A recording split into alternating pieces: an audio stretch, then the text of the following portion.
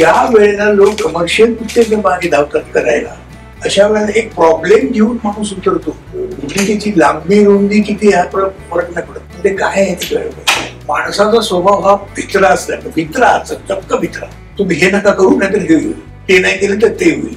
साधं माणसानं जरी आडवं गेलं तरी 7 पावलं मागं या. सर्वसामान्यपणे नको रे बाबा असं नको करूस असं सांगितलं की ऐकत नाही. मग त्याला काहीतरी अशी जोड द्यायची की तो भीतीमुळे तर ती गोष्ट कर. आम्ही जी लाईफलाईन दाखवतोय ती जीवन रेषाच असावी असं नाही. ते काय होते, हल्ली ती एक स्टाईल झाली. इंग्लिश नाव आहे, कारण नसतं, पण त्यांना मराठी नाव पर्यायचं सुचत नाही. त्याला काय करणार, त्यासाठी मराठी स्ट्रॉंग. धनंजय माने इथेच राहतात का, आता अजरामर डायलॉग आहे, तर हे सगळं सोशल मीडियावर पाहताना कसं वाटतं? त्याच्यापेक्षा हा माझा बायको जास्ती आता याच्यावर मेम सुचणं म्हणजे काय खायची गोष्ट नाही. आणि ते एडिट करून बरोबर कर. मला त्यांच्या एडिटिंगची जास्ती मजा वाटते. लाईफलाईन चित्रपटाचा विषय गंभीर म्हणता येणार, गंभीर तो आहेच, पण तो वेगळा आहे. आणि 2 मोठे कलाकार त्यामध्ये आहेत. पण मुळात मी साहित्यापासून सुरुवात करते. पदार्पणाचं चित्र दिग्दर्शन आणि इतका गंभीर विषय हे डोक्यात कसं काय? प्रश्न चांगला ऍक्च्युली. तर पहिली गोष्ट म्हणजे जी घटना आम्ही, जो विषय आम्ही याच्यावरून दाखवतो ती माझ्या फॅमिलीत घडलेली एक सत्य घटना आहे. पण ती मी तुम्हाला सांगू शकत नाही, कारण विषय जसा रिव्हील होईल. पण काय, एका स्मशानामध्ये माझी आजी वारलेली, तेव्हा एक स्मशानात किरवंत त्यांचे कार्य करत होते. त्यावेळेला त्यांनी काही थॉट्स सांगितले जे माझ्या वडिलांना पटकले आणि त्यांच्यामध्ये थोडी आर्ग्युमेंट झाली. पण त्याच्यात आम्हाला हे समजलं की एका फॅमिलीला एका दिवसात ती आजी जेव्हा होती, एका फॅमिलीला जर असं मिसगाईड केलं जातंय तर देशभरामध्ये काय परिस्थिती असू शकते. कारण जो तो विषय आहे ना, तरी मॅक्सिमम लोकांपर्यंत त्याचा इम्पॅक्ट पोहोचू शकतो. तर जेव्हा आपण एक मराठी फिल्म म्हणतो तर त्याच्याकडनं जरा काही एक्सपेक्टेशन असतात. म्हणजे आता हिंदीची कॉपी करून मराठी वगैरे हे प्रकार चालतात, पण ती मराठीची ओरिजिनॅलिटी नाही. मी फिल्म स्टडी करत असताना भरपूर 80s मधले जे वजीर वगैरे सारखे, आपली माणसं, या टाईपच्या फिल्म बघितल्या ज्यांनी मला माहितीये की जो ऑडियन्स आहे आणि तोच ऑडियन्स आजही रेलेव्हंट आहे की त्या ऑडियन्सला काय एक्सपेक्टेड आहे. एक मराठी फिल्म तुम्ही सांगितली की तुमच्या समोर जी नावं येतात ना त्याच्यामध्ये ह्या नाही आहेत जे मी आता उल्लेख केला. मला दर्जेदार पिक्चर माहिती आहे. तर पहिली फिल्म करते तर तो दर्जा आपण एक जरा मेंटेन करू आणि विषय असा चांगला घेऊया की लोकांना पण बघताना ते प्राऊडली एक फॅमिली घेऊन जाऊन बघू शकतात. म्हणजे घरी बायका, मुलं, सगळे आजी आजोबा सगळे मिळून जाऊन ती फिल्म बघू शकतात. त्याच्यातनं काहीतरी चांगला मेसेजही घेऊ शकतात. पण तो मेसेज डिलिव्हर करायला तुम्हाला तितके स्ट्रॉंग परफॉर्मर्स ही पाहिजे. माधव सरांना तर मी एका बऱ्याच टाइम पासून ओळखतो. किरवंतची भूमिका म्हणजे एकदम कॅरेक्टरायझेशन प्रमाणे तुम्ही पटकन किरवंत इव्हनिंग करता असंच साधारण एक चेहरा तुमच्या डोळ्यासमोर येतो. कार्य डोळे नॅचरली त्यांना मिळाले आणि त्यांचे जे लुक त्यांनी फिल्म मध्ये दिले. डॉक्टरसाठी जेव्हा मी अशोक सरांना भेटायचं होतं, मी डिरेक्टली तर कनेक्टेड नव्हतो त्यावेळेला, तर कसं विचारणार, कारण वेगळ्या जॉनरचे फिल्म आणि त्यांना लेजेंडरी स्टेटस आहे आणि मी ओळखत पण नाही, फर्स्ट टाइम डिरेक्टर. तर मी स्केप्टिक होतो म्हणून मी अवॉइड करत होतो जाणं. तर सरांना फोन केला, ते बोलले घरी स्क्रिप्ट घेऊन ये. त्यांच्याकडे गेलो ना, साधारण एक 35-40 स्क्रिप्ट तर अशाच पडल्या होत्या. तर सगळे मला सांगतात हे युनिक आहे, हे वेगळं आहे. सगळ्यांचंच असतं ना वेगळं. तू पण तेच बोलतोय वेगळं, तर तुझ्यात असं काय वेगळं आहे? कारण आता ते ज्या स्केलला आहेत त्यांना असं करायचीच गरज नाही फिल्म, आणि लिमिटेड असणार पण ते दर्जा पाहिजे त्याचं गरज नाही. तर मी त्यांना तो विषय पटवून दिला का मला हेच डॉक्टरच्या भूमिकेत वाटतात, तेही त्यांना मी समजवलं. आणि लगेच म्हणजे 10 मिनिटं आमचं फक्त डिस्कशन झालं. त्यांनी मला काही पॉइंट्स विचारले त्यांचे कॅरेक्टर प्रमाणे आणि त्यांनी लगेच हो म्हटलं. तर ते त्यावेळेला मला तो फॅक्टच डायजेस्ट झाला नाही, म्हणून ते इतक्या सोप्या रीतीने गेलं. कारण मी 96 बॉर्न आहे आणि सरांचा प्राईम हा 80s पासून ते आतापर्यंत आहे. तर तो जो प्राईम असतो, म्हणजे माझ्या वडिलांना जेव्हा सांगितलं की सर हे करतायत, तर त्यांना जो शॉक होता ना तो मला डायजेस्टच झाला नाही. पण जेव्हा आम्ही त्यांच्या बरोबर जेव्हा शूट करत होतो किंवा कुठल्या इव्हेंटला जातो, तेव्हा जो रिस्पॉन्स असतो ना तो बघून मला कळतं की किती मोठी गोष्ट आहे ती, की त्यांनी ती फिल्म एक्सेप्ट करणं आणि लोकांपर्यंत जे आम्हाला इंटेन्शन आहे त्या फिल्म बरोबर ते तितक्याच पोटतिडकीने सगळ्यांपर्यंत पोहोचवायचा ट्राय करतो. ही सगळ्यात मोठी गोष्ट आहे माझ्या दृष्टीने तरी. त्यांनी सुरुवात केलीच आहे त्या विषयाची. खरोखरच म्हणजे डॉक्टरच्या भूमिकेत तुम्हाला तुमच्या व्यक्तिरेखा आतापर्यंत न्यूमरस आहे. कॉमेडी नुसता नाहीये, त्या ह्युमर असलेले आहे. आणि इथे पूर्णतः जे तो गंभीर आहे, डॉक्टर आहे आणि एक वेगळ्या विषयावरती तो बोलतोय. तर त्याने तुम्हाला कसं कन्व्हिन्स केलं या भूमिकेसाठी? कन्व्हिन्स केलं म्हणजे पहिल्यांदा तो जेव्हा घेऊन आला तेव्हा मला काही आयडिया नव्हती, मला काही माहीत नव्हतं. ॲज युजल लोक सांगतात आमची फिल्म हटकी आहे, जरा वेगळी आहे. सो त्याच्या स्क्रिप्टचं सांगत होतं असं झालं. स्क्रिप्ट भरत पडलेलं, पण प्रत्येकाने तेच सांगितलं की आमचं जरा स्क्रिप्ट थोडं वेगळं आहे. वेगळे पण मला काही तिथे दिसलं नाही. मला वाटलं साहेब पण त्यातलेच असतील. सांग मला काय तुझी स्टोरी आहे सांग. त्यांनी सांगितली, पण ती सांगितलं मला मला जाणवलं की खरंच हे काहीतरी वेगळं आहे. काय प्रॉब्लेम आहे मोठा, आणि हा प्रॉब्लेम लोकांनी निश्चित समजून घेतला पाहिजे. त्यांना कळलं पाहिजे त्याचं ते किती महत्वाचं आहे. गोष्ट अतिशय महत्वाची आहे.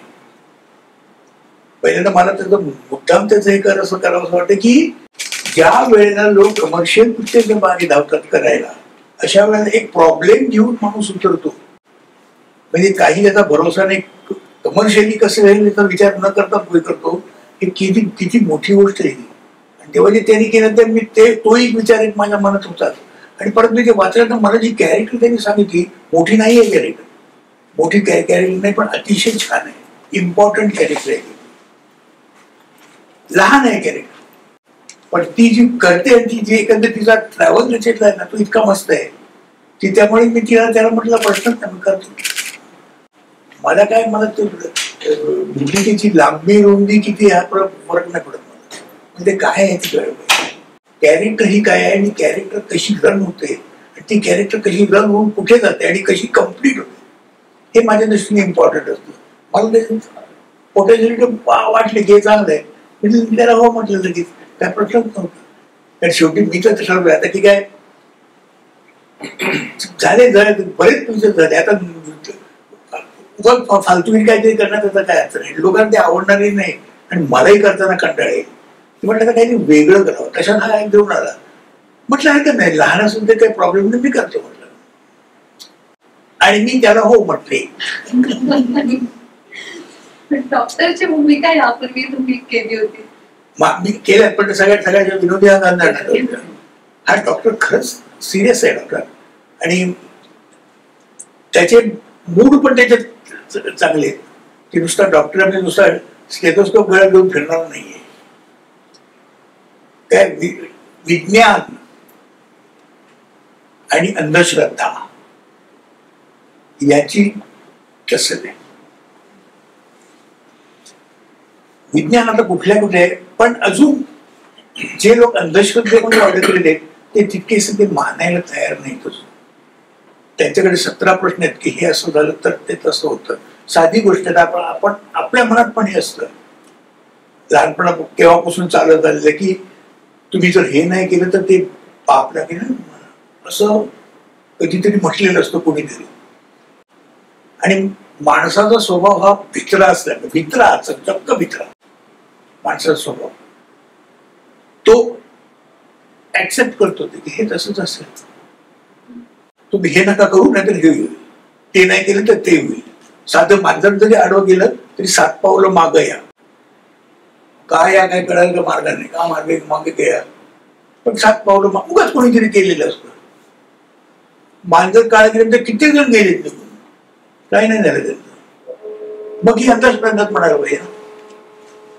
ते तो प्रश्न त्यांनी मांडलाय ना, हा पण अतिशय चांगला आहे. तसंच असा या ह्याच्यामध्ये किरवंत म्हणजे हे माधवराव भूमिका करते की मेन रोल यांचा आहे, माझा सपोर्टिंग रोल आहे तो. पण पिक्चरचं हे हिरो हे आहे, तर तो त्यांचा आणि माझी हे दाखवलेली त्याचं डॉक्टर आणि एक किरवंत यांची दाखवली.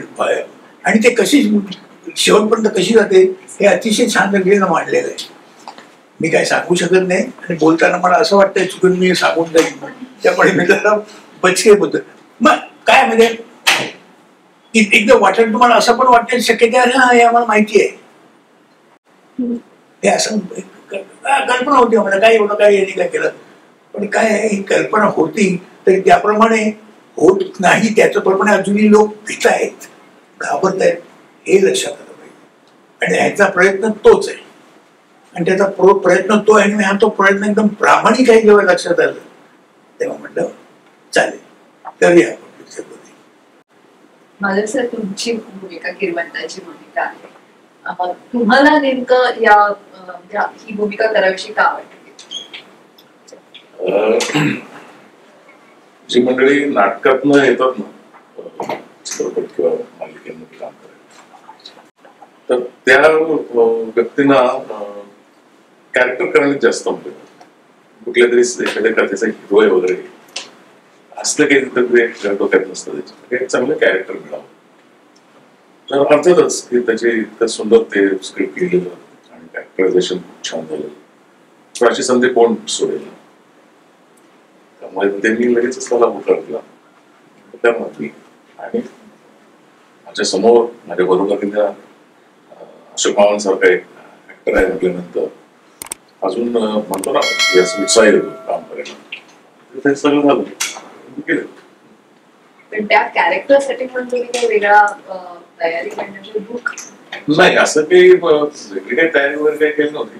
आणि आपण बरेचदा अनेकदा आपल्याला त्याच विशिष्ट काही कारणामुळे जायची गरज पडते स्मशानात किंवा, तेव्हा ते आपण बारीकचं लक्ष जरी ठेवलं तरी त्यांची वेशभूषा उठणं बसणं कसं असतं, थोडेसे ॲरोमेट वगैरे असतात ते, कारण त्याला माहिती आपल्याशिवाय याचं पान करणार नाही, थोडंसं बोलण्यात त्यांच्या एक तात्रपणा असतो.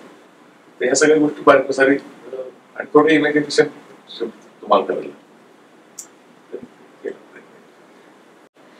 साहेब तुला परत एकदा प्रश्न विचारते की बऱ्याचदा अशा अश्लील कथा असते त्यावेळेस ती संवादांवर भर असणार किंवा थोडी शब्दबंबाळ पटकथा असू शकते किंवा त्यातलं नाट्य एखाद वेळेस घडत असू शकते. अशा एक म्हणजे कुठल्या तरी एका ह्याच्यामध्ये अडकण्याची भीती एक असते. तर तू या गोष्टींकडे म्हणजे या गोष्टीवर कसं काम केलं असेल?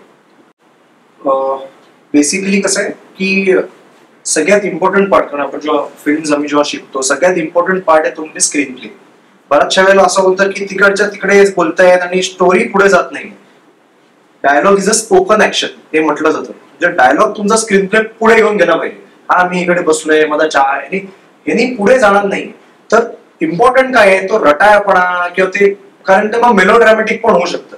आणि प्रोसेस कशी असते, जर एक माणूस तो फिल्म बघतोय ऍक्टिंग आणि हे बघताना अरे असं तो हल्ला नाही पाहिजे सीट मधून, तर ती बनवतानाच आम्ही साधारण 4.5 ते 5 महिने आम्ही प्री प्रोडक्शन मध्ये काढले आणि आमचं शूट फक्त 15 दिवसात झालं. तर काय असतं 5 महिने तुम्ही इन अँड आउट जेव्हा ती स्क्रिप्ट ओळखता, तुम्हाला मुवमेंट माहिती आहे, सगळ्या गोष्टी माहिती आहे, तर शूट आणि त्याच्यानंतर एडिट वगैरे तुम्हाला तेवढे चॅलेंजेस येत नाही. तर आमचा बेसिकली थॉट हाच होता की आधी सगळी मेहनत करा. म्हणजे सरांना आणि माधव सरांनी मला 10 क्वेश्चन विचारले, माझ्याकडे उत्तर पाहिजे, नाही तर मग कसला डिरेक्टर.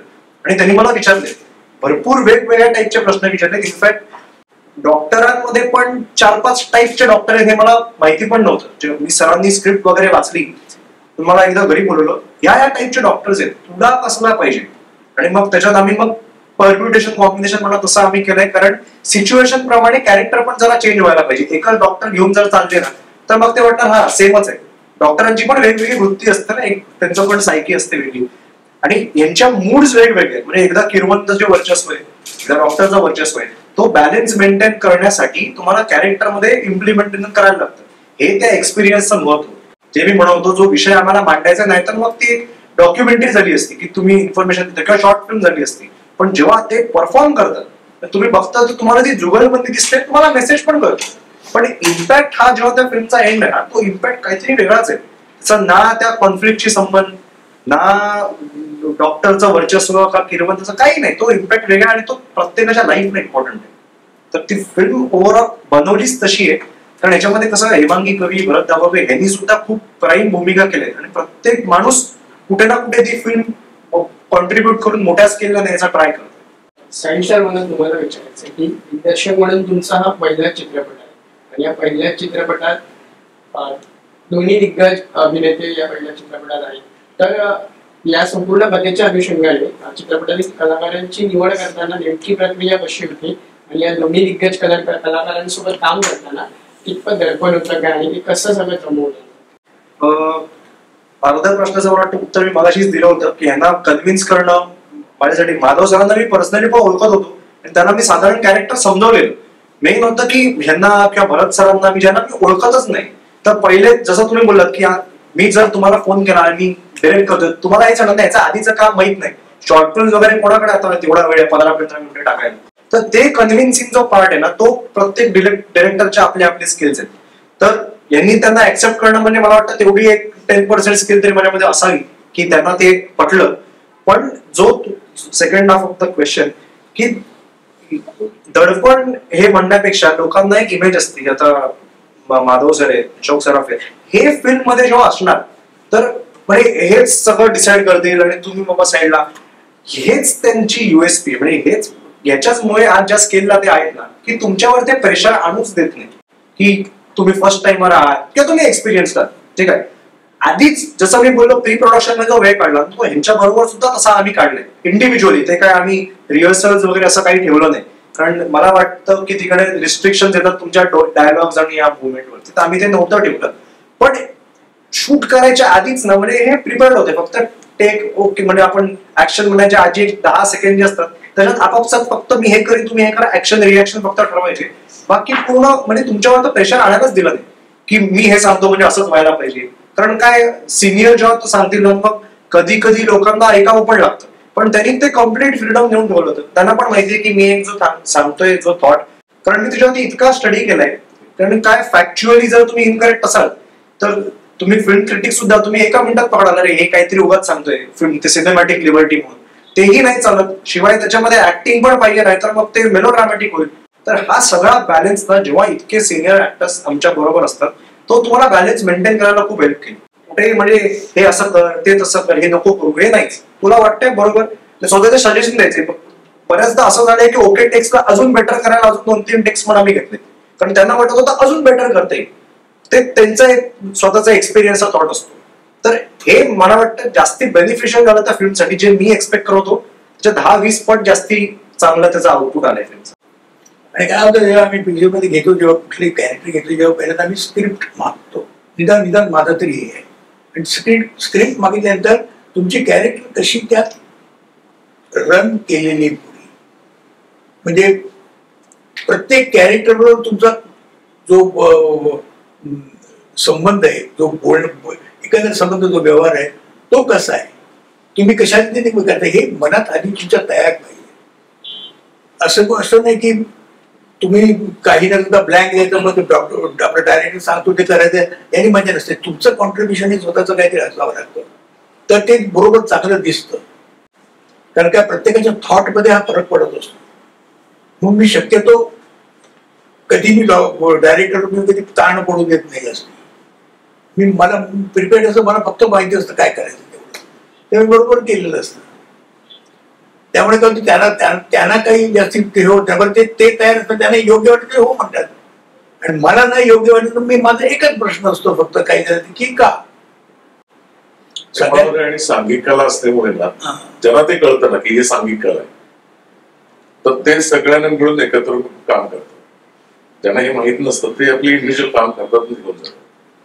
ते एक प्रोसेस आहे ना, टोटल प्रोसेस आहे. म्हणजे नाटकापासून जास्त खरं समजलेली असते की स्क्रिप्ट येतं मग हळूहळू वाचन सुरू होतं, एक एक गोष्ट उलगडायला लागतं. त्याला थोडं कमी वेळात करायला लागतं सिनेमाचं, महिना 2 महिने असं नाही चालत. पण ते जे कळतं एकमेकांचं गिव्ह टेक जो होतो मनोव्यापार म्हणून ज्याला म्हणतो ना, ते आपच जमतं. म्हणजे पुढे डायरेक्टरला काही सांगायची गरज पडत नाही. काही शंका असतील तरच आम्ही त्याला विचारतो किंवा त्याचं काही सजेशन असेल तर ते सजेशन प्रमाणे निघालं. हा तेच होतं, हे का असेल, हे का हे आला एवढंच. कारण एक आता सीन किंवा हे कशाही पद्धतीने बसू शकतो, कशाही पद्धतीने होऊ शकतो. हा मग मी कुठल्या याने करायचा आणि तुम्ही सांगताय ते हे असं करायला पाहिजे हे का, हे मला समजावून सांगा तुम्ही, प्रश्नच नाही. त्यामुळे काय होतं सांघिक जे असतं म्हणजे आपण हे म्हणू काय म्हणू आपण एकमेकाचे नाही एकमेकांना म्हणजे टीमवर्क जे असतो त्या टीमवर्क मध्ये काही फरक पडत नाही. मग चांगल्या रीतीने बांधलं जातं मुळात. कारण ते सगळ्यात महत्वाचं आहे. कारण कॅरेक्टरमध्ये काय तुम्ही कॅरेक्टर कशी करता, आता एक वाक्य असेल ते किती पद्धतीने बोललं जातं, त्याला वेगवेगळे हे असे, पण ते कसं बोलायला पाहिजे आणि का बोलायला पाहिजे, कुणा बरोबर बोलायला पाहिजे, समोर कोण उभा आहे, त्याचं वय काय आहे, इतके सगळे मोठे विचार आहेत त्याचे सगळे. मुळात या पद्धतीचा विषय असतो किंवा कॅरेक्टर्स असतात ना, त्यावेळेस तुम्हाला खूप नॅचरलच एक तर काम करायला, नाहीतर ते गोटाने वेगळी वाटतं, नाटकी वाटतं. त्याला आपण बोली भाषेत म्हणतो ना, नाटकी वाटायचं. तर ते खूप नॅचरली व्हायला पाहिजे, कारण त्या रिअल गोष्ट खरी आहे, समाजात घडतंयच, त्याचं रिफ्लेक्शन आहे. सब्जेक्ट तसा आहे म्हणजे घटना ज्या आहेत त्या लाऊड आहेत, कारण मुळात सब्जेक्टच थॉटच मुळात लाऊड आहे, समाजाउपयोगी आहे, पण थोडा लाऊड आहे, त्यामुळे तो तशा प्रकारे झालाच पाहिजे. प्रश्न साहिलसाठी, एवढा गंभीर विषय घेऊन आपण मराठीमध्ये पदार्पण केलं म्हणजे डिरेक्शन या फील्डमध्ये, तर कथानक आणि तांत्रिक गोष्टींहून वेगळा प्रश्न नावावरती, सिनेमाचं नाव लाईफलाईन. तर गेल्या काही वर्षांमध्ये मराठीमध्ये मे बी रूढ झालेली परंपरा की सिनेमाची नावे इंग्लिशमध्ये ठेवली जातात, लाईक क्लासमेट झालं, प्यारवाली लव्ह स्टोरी वगैरे, आणि असे बरेच नावं आहेत. तर या सिनेमाविषयी म्हणजे असा पारंपरिक गंभीर विषय असताना याला लाईफलाईन नाव दिलं, बरोबर, यामागे काही वेगळा उद्देश होता की म्हणजे नाव ठेवण्यामागचं नेमकं कारण? जसं तुम्ही आता एक्झाम्पल दिलं, एक व्हेंटिलेटर म्हणून पण सिनेमा आलेला 2 वर्ष, व्हेंटिलेटरला मराठीत सुद्धा वर्ड आहे, तो जर त्यांनी फिल्म मध्ये दिला असता ना तर अर्ध्याहून अधिक आपल्याच्या एजच्या लोकांना कळलं पण नसतं की हे काय. सिंपल शब्द आहे व्हेंटिलेटर. जसा लाईफलाईनला पण जीवन रेषा हा शब्द आहे, पण आम्ही जी लाईफलाईन दाखवतोय ती जीवन रेषाच असावी असं नाही. जसं जीवन रेषा लाईफलाईन आहे तसं मुंबईची ट्रेन सुद्धा मुंबईसाठी लाईफलाईन आहे. तुम्हीच पब्लिश करता मुंबईची लाईफलाईन, इंडियन एक्सप्रेस मध्ये येत असतं की रेल्वेज आपल्या लाईफलाईन आहे मुंबईची. ती जी लाईफलाईन आहे ना ही एक वेगळी लाईफलाईन आहे. तर ते कसं असतं की काही शब्द आहेत ना त्याला मोठी वाक्यांमध्ये मिनिंग आहेत, सगळेच शब्द इंग्लिश किंवा मराठीमध्ये सिमिलर मिळत नाही. तर आम्ही जी लाईफलाईन दाखवायचा ट्राय करतोय ती वेगळी लाईफलाईन आहे, म्हणजे त्याला मराठीत तसा शब्दच नाहीये. आणि इनफॅक्ट तो जर असता जरी ना तर तुम्हाला वाटत असतं may be he love story आहे की काय. जीवन रेषा म्हटलं तर हा एक 2 प्रेमी वेगळे झाले आणि त्यांना एकत्र करण्याचा मिसअंडरस्टँडिंग होते. म्हणजे नुसता रेखा जरी केला असतं जीवन रेखा तरी जीवन नावाचा एक मुलगा आणि रेखा नावाची मुलगी काहीतरी सरांची फिल्म होती एक सिमिलर नावाची, तर तो एक मिसअंडरस्टँडिंग होते. पण असं वाटत नाही का की म्हणजे इतका गहन विषय आहे नाही, नाव मराठीतच पाहिजे, मी पण त्याच ओपिनियनचा आहे, पण जर तुम्हाला तो शब्दच मिळत नाही नावावरून मूवी काय आहे ते काय होते, हल्ली ती एक स्टाईल झाली, इंग्लिश नाव द्यायचं कारण नसतं काही, पण त्यांना मराठी नाव पर्यायचं सुचत नाही, त्याला काय करणार आपण. त्यासाठी मराठी स्ट्रॉंग पाहिजे, त्याला पर्यायी शब्द शोधणे इतकी तुमची भेट पाहिजे. तसं नाही सुचत, मग काय इंग्लिश इझी असतं ना पटकन करायला. एक कसं मला दाखवा फिल्मच्या कडे की इंग्लिश नाव नसलेलं सांगा. इंग्लिश का पण कसं करता, तो न सुटणारा प्रश्न आहे. पाहणाऱ्यांच्या भाषेबद्दल शंका, पाहणाऱ्यांना किती समजतं याची शंका असल्यामुळे तो तर आहेच प्रश्न. बरं आपल्या मराठी पिक्चरचं काय होतंय, मराठी पिक्चर आपले जास्ती ह्याच्यामध्ये चालत नाही, शहरामध्ये नाही जात. शहरामध्ये त्यांना पर्याय शिकार आहेत बघायला. जास्तीत जास्त पिक्चर आपला चालतो तो रुरल एरियामध्ये. त्यानं जर अशी इंग्लिश हे दाखवायला लागले तर कसं, इव्हन तुम्हाला समजून मी जेव्हा इंग्लिश वाक्य धडाधडा लिहिलेली असतात मी ते सगळी मराठी करून घेतो, कारण मी माझ्यासाठी करत नाही ते तुमच्यासाठी करत नाहीये, त्या ऑडियन्ससाठी करतोय. किंवा त्यांना काय पाहिजे आपल्या लक्षात घेतलं पाहिजे. आता लाईफ लाईन म्हणजे काय हे लोकांना समजणार नाहीच समजणार, म्हणजे रुरल एरियामध्ये नाहीच समजणार, पण त्याला पर्यायी दुसरा शब्द सापडतच नाही. लाईफ लाईन हाच योग्य वाटला, एखादा असेल पण तो नाही लक्षात येते. जर तो शब्द टाकला तर तुम्हाला स्टोरीज समजेल की आम्ही काय सांगायचा ट्राय करतो. तसं जर तुम्ही पोस्टर जरी बघितलं तर लाईफ लाईन हा एक वर्ड न ठेवता, लाईफ लाईन हा एक वर्ड आहे, पण आम्ही लाईफ आणि लाईन हे दोन्ही सेपरेट वर्ड्स ठेवले आणि त्याच्यामध्ये कार्डिओग्रामचा ग्राफ आहे. फिल्म बघा तुम्हाला समजेल की हे कशासाठी आहे, तरच ते तुम्हाला टायटल पटेल. तसं पण लाईफ लाईन किंवा जातं ते लाईन एक लाईन असते, पण दुसरं पण लाईफ लाईन एक लाईन असू शकते. ती कसली लाईन ते तोच क्वेश्चन आहे. हा मूळ विषय आहे. समजते. येते माझा तुम्हा तिघांनाही प्रश्न आहे. एकदम सध्याची तरुण पिढी ही आमच्या आई वडिलांच्या तुलनेने आता अंधश्रद्धा किंवा घरातून निघताना हॉरोस्कोप बघणं, ज्योतिषशास्त्र पाहणं, तुम्ही म्हणालात तसं मान जर आडवी गेली तर 7 पावलं मागे जाणं, लिंबू असेल तर तिथून वेगळ्या रस्त्याने जाणं, हे जास्त प्रमाणात त्यांच्यावर समाज माध्यमांमुळे किंवा सतत सुरू असलेल्या ह्याच्यामुळे बिंबत जाणं. तर त्यांच्यानुसार या चित्रपटातून काही प्रबोधन होणार आहे?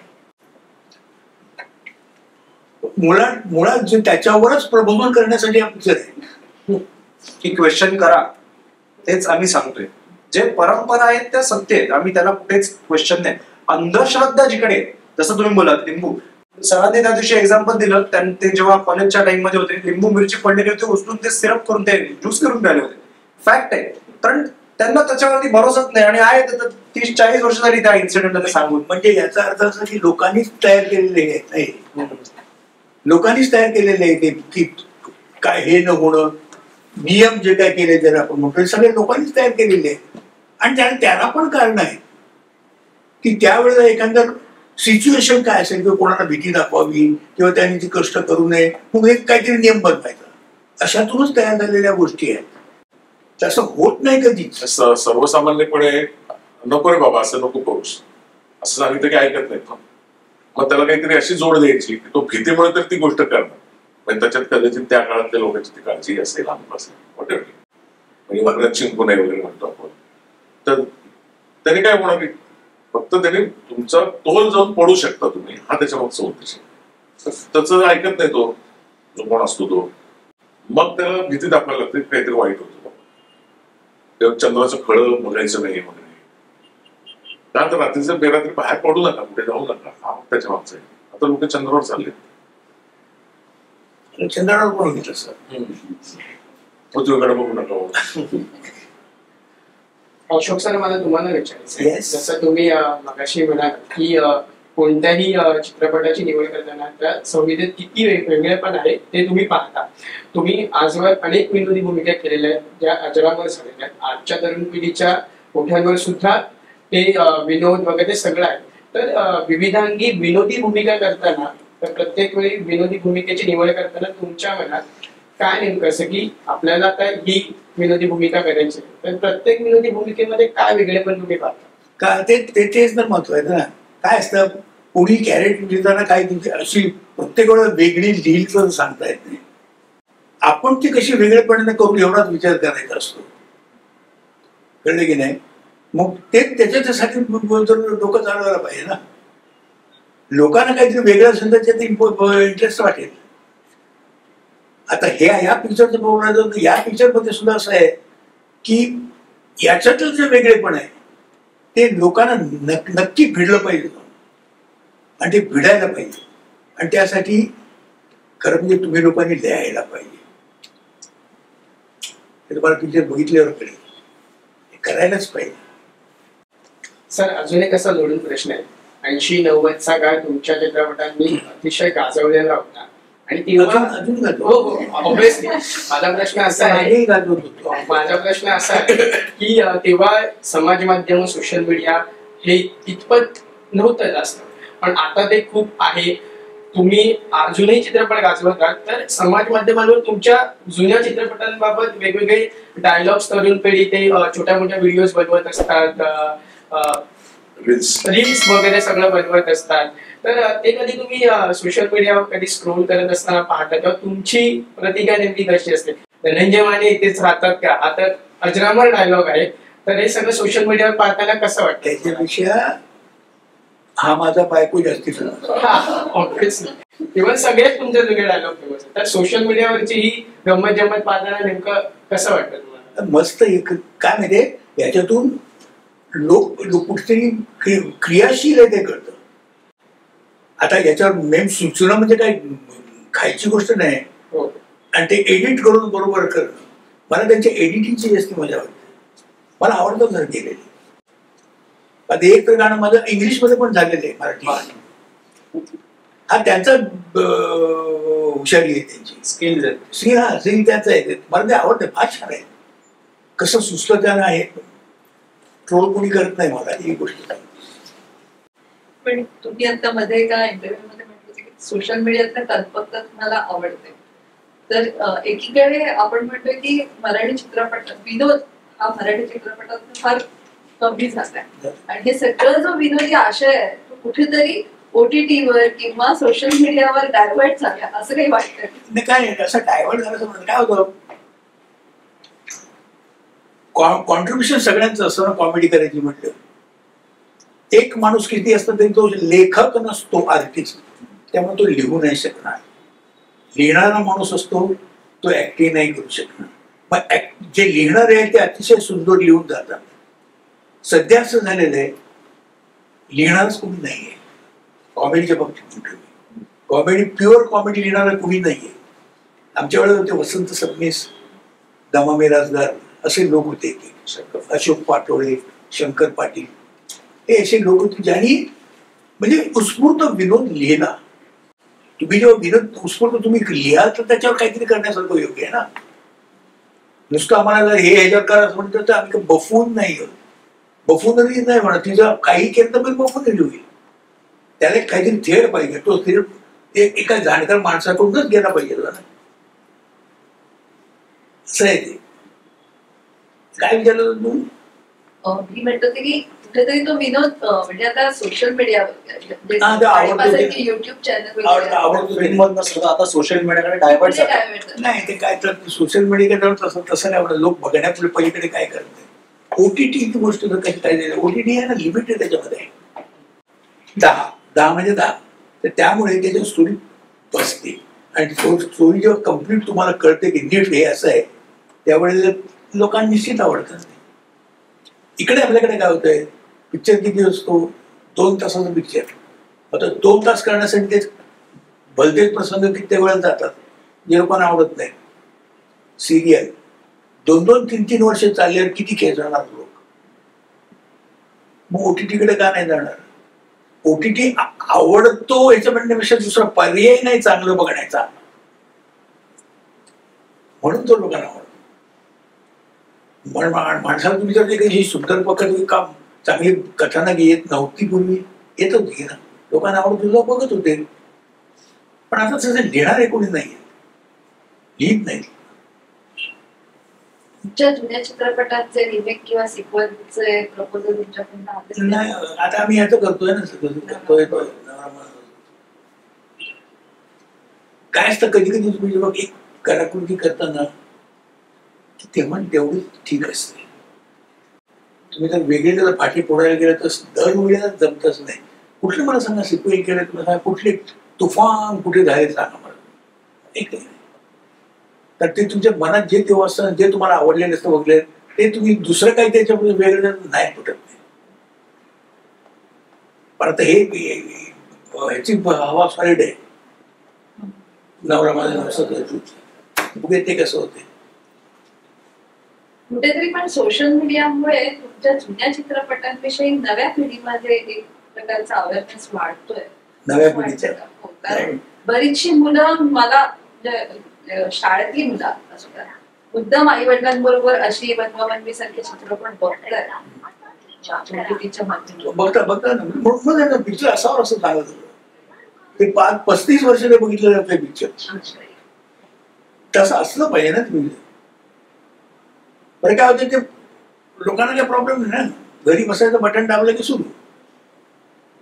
थिएटरला जायला नको खिशातले पैसे काढायला नको. मग काय जाते OTT वळण्याच्याकडे वळण्याचं कारण हे न त्रास होता घर बसल्या कर्म. इकॉनॉमिक्स आहे त्याच्यामध्ये लोकांचा. आणि बरोबर आहे ते त्यांच्या दृष्टीने बरोबर आहे. जर तुम्हाला थिएटर टीव्हीवर जर पिक्चर बघायला मिळत असेल तर थिएटरला काय जातील? नाही जाणार. मोठ्याने टीव्ही मिळतात. म्हणजे जवळपास खरंच मोठं थिएटर असल्यावर तो मोठे टीव्ही घेण्याची ज्यांची ऐकत आहे ना ते मराठी झकमारून बघत नाही. मराठी बघतच नाही टीव्ही, ते इंग्लिश. तुम्हाला दोघांना माझा प्रश्न आहे. एकदम एक बरं करतो. बिग बॉस मराठी सुरू झालाय तर त्याविषयी तुमचं काय मत आहे आणि आता तर वर्ष उजवकर त्या शो मध्ये गेले तर तुम्हाला काय वाटतं त्याविषयी? तुम्ही पाहता का बिग बॉस मराठी? नाही पण मी पाहू नये असं मत आहे. माझं उत्तर म्हणाल तर नाही, मी बघत नाही. एखादा तो सावळा गोंधळ असतो ना तो परवडत नाही. सगळं ते मॅनिप्युलेटेड आहे सगळं. तुम्हाला बातमी आवडतो वाटतं बिग बॉस?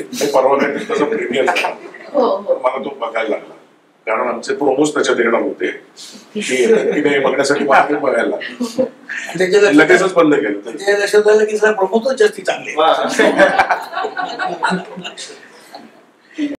माझा प्रश्न तुमच्या दोघांसाठीच आहे. चित्रपट विज्ञान आणि अंधश्रद्धा या विषयावर आहे. तर त्यांनी सांगितलं की सत्य घटनेवर आधारित आहे. तर तुमच्या आयुष्यात एखादी आठवण किंवा अनुभव असा आहे की विज्ञान आणि अंधश्रद्धा या दोघांचं कुठेतरी वाद सुरू आहे तुमच्या आयुष्यात, असं काही आठवण आहे? नाही काय म्हणजे आमच्या बाबतीत तसं डायरेक्ट घेतला झालं नाही. हा समजे काय वेगळाच आहे. पण आता जो आहे हा युनिव्हर्सल आहे तसं पाहायला गेलं तर. आपल्याला काय होतंय म्हटलेलं आहे आपण मानतो ते हा ठीक आहे चला एवढंच करतो आपण, याच्यामुळे काय करत नाही. तुम्हाला जर सांगितलं असं की आईने सांगितलं की असं करू नको, हा मानतात तुम्ही, त्याला काही इलत नाही. मग त्याचं खरे खोटेपणा तुम्ही काय बघतच नाही. पण ही गोष्ट जी आहे ना या गोष्टीमध्ये त्याचं खरे खोटेपणा बघायलाच पाहिजे. अशी एक गोष्ट आता जास्ती बोलायला जाऊ नका. माझं जर तुम्ही मगाशी व्यक्तिरेखांविषयी म्हणाल, अण्णांची व्यक्तिरेखा प्रचंड गाली. त्याच्यानंतर मला वाटतं किरवंताचीच तुमच्याकडे केली. त्यातच काही सिनेमा यायचेच अजून बाहेर, ते वेगळे कॅरेक्टर्स होती. पण आपल्याला पाहिजे तुला. पण हा ऍक्च्युली सिनेमा आम्ही त्याच्या आधी केलेला शॉर्ट फिल्म. मी शॉर्ट फिल्म म्हणून माझी युनिव्हर्सिटी सबमिशन होती. अर्ध्या तासाची हिंदी शॉर्ट फिल्म मला थिसिस बरोबर द्यायची होती. तर तेव्हा आम्ही हे केलं होतं. पण जेव्हा आम्ही फीचर फिल्म करायचं ठरवलं तेव्हा ती पहिलीच फिल्म तर आम्ही म्हणलो मराठीतच, कारण तो विषय मराठीचा आहे. युनिव्हर्सिटीची रिक्वायरमेंट हिंदी होती. मराठीतच नाही नाही विषय युनिव्हर्सल आहे. पण मला पहिली मराठीतच करायची होती ते लोकांपर्यंत. कारण ज्या ऑडियन्स जो आपला जितका मॅच्युअर्ड आहे ना, खूप लिमिटेड ऑडियन्स आहे ज्यांना असं पटकन वेगळे विषय, मराठीचे स्पेशालिटीच ती आहे की वेगळे विषय आणि दर्जेदार पिक्चर हे असलं पाहिजे. तर ते दोन्ही नॉर्म्स फॉलो करून तो एक चांगला चित्रपट आणण्याचा ट्राय तरी आम्ही केलं. मला चित्रपटाविषयी साईडने तसं सांगितलं की बस तुमच्याकडे आहेत, तर त्या स्क्रिप्ट मधले काही होण्याची शक्यता काय मी त्यांना होकार देण्याची शक्यता पडू नयेत म्हटलं मग काय तर रोटेशन मध्ये असतात. एक खालचा कट्टा जातो, नवीन लोक येतात रोटेशन मध्ये. पडू नाहीत एकदा म्हटलं म्हणजे मी हातात लावलं नाही ना, काढून घेतले नाही ना, परत करूया म्हणून. काय तुम्हाला एक साधारण पहिले 10-12 पानं वाचलं की आयडिया येते काय काय ते वेगळंच आहे. म्हणजे याचा मला अनुभव आहे चांगला. एक सहज ऑपरेटर किस्सा सांगतो. त्यांना काही चित्रपट करायचं डोक्यात होतं. त्यांच्या घरी गेलो आम्ही. साहिलला जो उत्तर आपला प्रश्न त्यांनी विचारला की तुझं काय कशाला घेतो, तसं त्यावेळेला मला विचारलं होतं की सगळेच म्हणतात आमचं जर वेगळं आहे, काही वेगळं असेल सगळ्यांचं सारखं असतं. नंतर कळलं काय बोगस आहे, खरंच वेगळा विषय. मी अख्खं स्क्रिप्ट लाईन 1 लाईन काय 1 लाईन मी सांगणार स्क्रिप्ट वाचणार नाही, माझ्याकडे एवढं वेळ नाही. आता काय करावं म्हणलं मी काम करतो, वाचायला सुरुवात करतो. तुम्ही कुठल्याही पान पहिल्या दुसऱ्या तिसऱ्या 50व्या पानात थांब म्हणलं तरी थांबणार बंद करणार, लगेच निघून जाणार, काही चर्चा पण करणार नाही. हा हे चालेल, काही चालेल वाचायला लागलं. पूर्ण त्यांची स्क्रिप्ट ऐकवलं होतं ना, मला ते पटलं होतं, आवडलं होतं.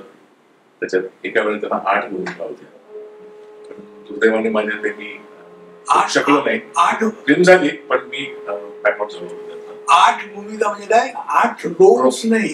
प्रवृत्त्या मजा काय आहे, मजा ती अशी होती की तुम्हाला जी भूमिका दिसतात पण 8 प्रवृत्ती होत्या त्या. एका माणसामध्ये किती प्रवृत्ती माणसामध्ये जेवढ्या प्रवृत्ती त्या 8 प्रवृत्ती आहेत, वेगळे वेगळे वेगळे माणूस आहे. हे माणूस लावलं, ही लाईन फार फार छान होती. असं कधी कोणी लिहिलं नव्हतं की एक कॅरेक्टर आहे, हे कॅरेक्टर डॉक्टर पेशंट असेल तेव्हा तेच कॅरेक्टर आहे पण त्याची प्रवृत्ती वेगळी आहे. आणखी दुसऱ्या पुस्तकात तीच वेगळ्या, ती त्यांची वेगळी आहे. केवढा मोठा चांगला छाप आहे हा रेकॉर्डिंग. आणि मी ते केलं. अर्थात ते पिक्चर गेलं ते म्हणजे अस्थानी पडलं, ज्याला त्यातला अर्थच कळला नाही असं मला वाटलं शेवटी. आणि मी का केलं असं नंतर मलाही वाटायला लागलं. आणि नंतर मला कळलं की हे ह्यानी लिहिलं होतं. त्याने विचारलं मग तू लिहिलं होतं त्यांना कशाला दिलं वर, त्याला वाटलं नाही त्यांनी काय असतं. एक तर लिहिणं मुश्किल असतं आणि त्यांचं सादर करणंही त्याच्यापेक्षा मुश्किल असतं. असं आहे. मग विषय कुठल्या कुठल्या प्रकारचे येतात या पिढीकडनं असं वाटतं? काय नाही विषय अजून कोणी काय आणतात त्या तिथले जे नसतात सगळे.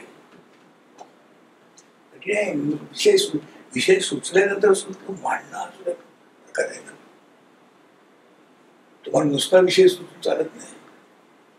ते का जे विचार त्याचं उत्तर देता आलं पाहिजे. माझं तेवढं, तुम्ही मला का विचारता माझं उत्तर द्यायसाठी मी रेडी आहे. तर तुम्ही जर मला कन्व्हिन्स करू शकत तर तुम्ही लोकांना काय कन्व्हिन्स करणार नाही का?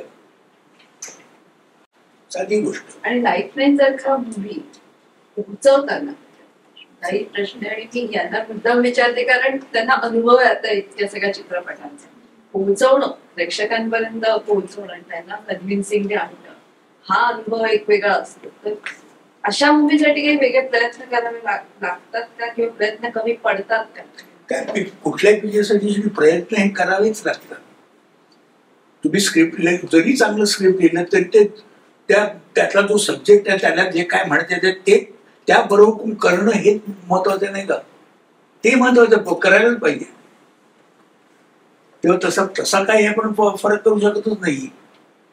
कुठलीही पण एकत्र तुम्हाला ती चांगल्या रीतीनेच करायला पाहिजे. आणि इतकं कशाला जे करतात ते सुद्धा कन्व्हिन्सिंगलीच करतात त्यांच्या दृष्टीने.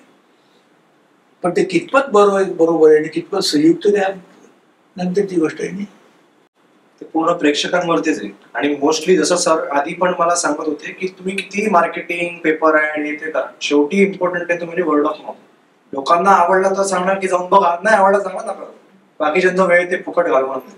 म्हणून जसं तुम्ही मगाशी विचारलं पहिला फिल्म अशी का, कारण आपण स्टडी करतो ना, नाहीतर ऍक्शन कॉमेडी भरपूर जॉनर्स आहेत तसे, पण जे लोकांना थोडं त्याच्यामध्ये विचार करायला लावणं की हे केलं तर माझ्यासाठी काय, आपण प्रत्येक 100 रुपयाला तुम्ही काय घेता तुम्ही विचारत नाही ह्याच्या बरोबर काय मिळणार. ते तसंच आहे की तुम्ही जेव्हा ते बघता ते नुसतं बघून जाण्यापेक्षा काहीतरी त्याच्यातनं समज घेऊन जा, म्हणजे ते कधीही तुम्हाला लाईफमध्ये त्याचा पार्ट नीट सांगता येत नाही. विचार करत म्हणून फक्त नुसतं करण्यापेक्षा काहीतरी ते आता प्रबोधन वगैरे पण करूया.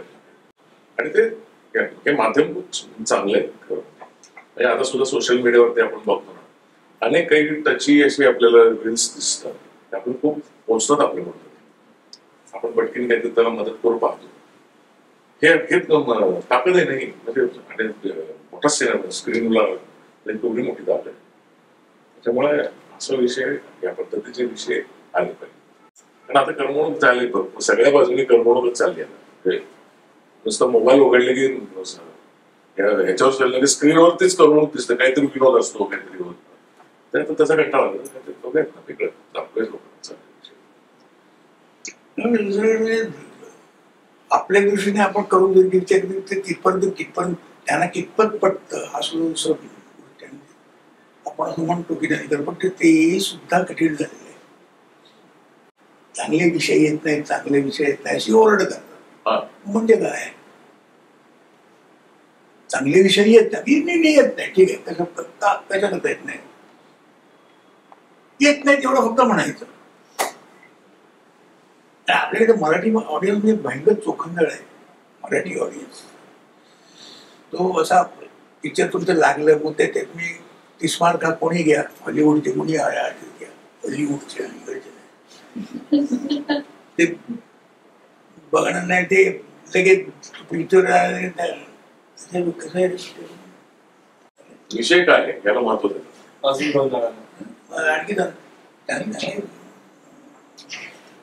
आणखी आणखी 5 जण ते जेव्हा 5 जाऊन म्हणतील की चांगलं मग ते जाणार.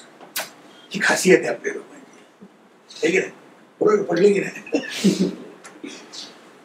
कॉमेडीचं तसं नाही. कॉमेडी म्हणजे चला आता हसूया म्हणून जातात, म्हणून कॉमेडी पॉप्युलर आहे. काय नुसतं सब्जेक्ट काय, नुसतं सब्जेक्ट बदलूया म्हणून बदलत नसतो. तुमची तशी तयारी पाहिजे, ऑडियन्सची तशी तयारी पाहिजे. ऑडियन्स तयार झालं पाहिजे.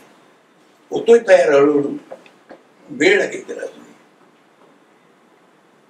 त्याविषयी विषय प्रवर्तक सब्जेक्ट काय कमी आले त्याचा नाही झाले.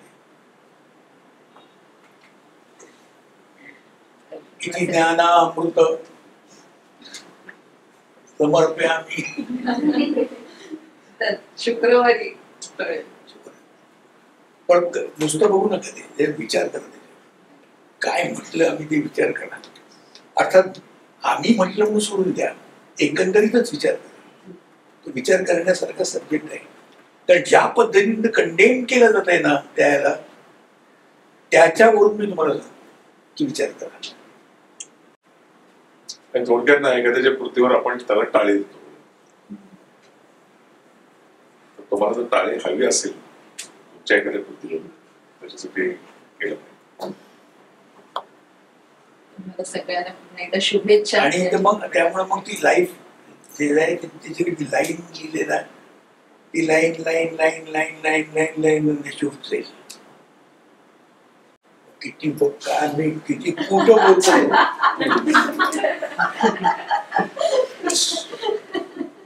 लाईन म्हणजे लाईन हा, नंतर किती लाईन रस्त्यावर उभं राहिला आणि लाईन लाईन लाईन मगाशी आपलं लाईन सांगून तेव्हाच लाईन ही लाईन वेगळी काय सांगता ना तुम्ही म्हणा की लाईन आयला विनोद असं बरं वाटलं. लाईन सरांनी लाईन मारतात, रस्त्यावर लाईन उभं मारलं. त्यांचं लाईफ झालं. प्रोमो मध्ये पण त्याने कुठेही असं हे नाही ना, मी त्या एका ह्याच्यातच. आणि आमचे एक्सप्रेशन सुद्धा योग्य पिक्चर माझी काय म्हणजे लहान असेल तरी काय म्हणजे एक साधा सरळ तो हे डॉक्टर, पण त्याच्याने जेव्हा त्या किरवंताची जेव्हा कॉन्फ्लिक्ट होतो त्यामुळे त्याच्यावर असा पर्सनल तो उडवतो चिखल चारित्र्यावर, आणि त्यामुळे तो भडकतो. त्यामुळे त्याचा वेगळा हे मूड. पहिला त्याचा मूड आहे तो मग ते भडकल्यानंतर तो, आणि शेवटच्या वेळेनंतर भडकलेला मूड आहेच पण त्या ओरिजिनल मूड आहेच, असं कॉम्बिनेशन. कॅरेक्टर मध्ये स्वतःचे पण दोघाही इंडिव्हिज्युअल कॅरेक्टरला आपली आपली कॉन्फ्लिक्ट पण आहेतच. अगदी आपण सिनेमॅटिकली विचार केला की एकीकडे डॉक्टरने हिपोक्रेटिक ओथ पण त्यांना घ्यायला लागतं तर ते पेशंटला वाचवा, पण बऱ्याचशा ठिकाणी असं होतं की त्यांना नाही पडली. दुसरीकडे असे डॉक्टर्स आहेत जे पूर्ण ट्राय करतात आणि त्यांच्यावरती अत्याचार होतात, त्यांना मारलं जातं. काही फॅक्ट अजिबात याच्यात नाही. तर सगळे वेगवेगळे विषय जे लोकांना कळले पाहिजेत, त्याच्यावरती लोकांनी विचार केला पाहिजे, हे सगळे पॉईंट त्याच्याकडे मांडले आणि इव्हेंच्युअली लोकांवरती सोडले की तुम्ही काय करायचं तुम्ही ठरवा. आणि यांची कॅरेक्टर तर टॉप आहे, सगळ्यात मस्त आहे, मेनच आहे कॅरेक्टर ती. आणि भयंकर म्हणजे राहू शेड्स शेड्स. खूप खूप धन्यवाद. तुम्ही सगळे छान. थँक्यू.